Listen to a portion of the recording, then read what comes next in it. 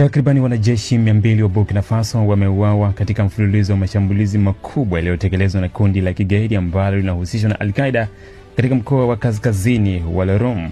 Mashambulizi haya yalitokea Mei 10 na 14 mwaka huu na yanatajwa kuwa miongoni mwa mabaya zaidi kuwahi kushuhudiwa nchini humo tangu kuanza kwa machafuko ya kijihad karibu mwongo mmoja uliopita.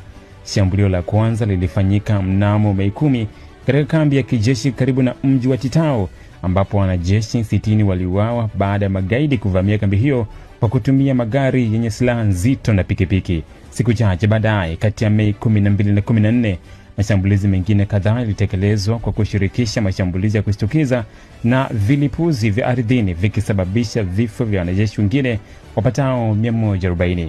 Taarifa kutoka kwa maafisa wa usalama na vyanzo vya ndani zinaeleza kuwa washambuliaji wanahusishwa na kundi la Jamaat la Waislamu ambalo ni muunganiko wa makundi ya kigaidi yanayoshirikiana na mtandao wa Al-Qaeda. Kwa sasa karibu nusu ya ardhi ya Burkina Faso haiko tena chini ya udhibiti wa serikali, hali ambayo inaongeza ugumu wa mapambano dhidi ya magaidi. Serikali ya kijeshi ambayo ilipindua uongozi uliokuwepo kwa madai ya kushindwa kukabiliana na ugaidi bado inakabiliwa na changamoto kubwa katika kurejesha utulivu.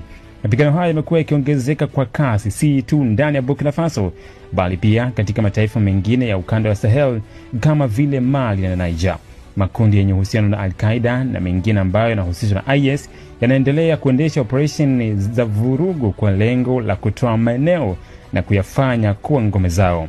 Machafuko haya yamesababisha maelfu ya watu kukimbia makazi yao, kushuka kwa uchumi wa maeneo ya vijijini na kuongezeka kwa janga la kibinadamu. Mashirika ya kimataifa yanaendelea kutoa wito wa msaada wa dharura kwa raia wa Burkina Faso na ushirikiano mkubwa wa kikanda ili kuzuia kuenea zaidi kwa ugaidi katika eneo la Afrika Magharibi.